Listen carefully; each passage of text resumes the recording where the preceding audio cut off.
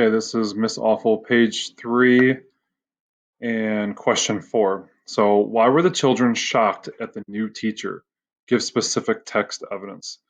Okay, so we have a new teacher coming in. What evidence is there that they were really shocked by this one? Okay, so Roger's classmates came up the stairs in rollicking spirits. Tommy Miller, Bruce Reeves, Joey Lambert, the girls forming an untidy rear flank behind them, shrill with laughter. It wasn't until the front ranks reached the third grade classroom that the first ominous note was struck. Hey, what's going on? Jimmy Moore demanded, first to observe the changed appearance of the room. The other children crowded behind him in the doorway.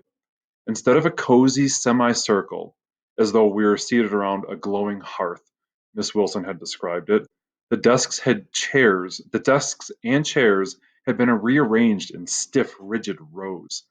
"Gee, look, the desks are in rows," commented Midge Fuller, a plump little girl who stood blocking Roger's view. Midge was a child given to unnecessary statements. "It's raining today," she would volunteer to her classmates, all of them in slickers. Or, "There's the lunch bell, gang."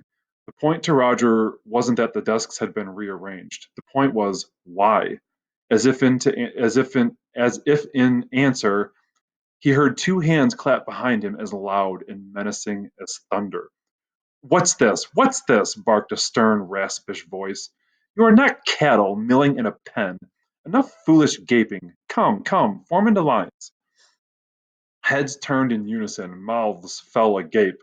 The children of St. Geoffrey's third grade had never formed into lines of any sort, but this was not the cause of their shocked inertia. Each was staring, with a sensation similar to that of drowning, at the owner of the raspish voice. She was tall and straight as a ruler, and was garbed in an ancient tweed suit whose skirt dipped nearly to the ankles. She bore a potted plant in one arm and Miss Wilson's roll book in the other. Rimless spectacles glinted on her bony nose. Her hair was gray, like a witch's, skewered in a bun, and there was no question she had witch's eyes. Roger had seen those same eyes leering from the pages of Hansel and Gretel. Identical they were. He gulped at the terrible presence. "Form lines," I said. "Girls in one, boys in the other." Poking, prodding, patrolling back and forth, the new teacher kneaded the grade into position and ruefully inspected the result. "Sloppiest I've ever beheld. March!" She clapped time with her hands, and the stunned ranks trooped into the classroom. "One, two, three, 1, 2. Girls on the window side, boys on the wall. Stand at your desks. Remove your outer garments. You, little miss, with the vacant stare. What's your name?" J- J- a voice squeaked. "Speak up. I won't have mumblers." "Jane Douglas."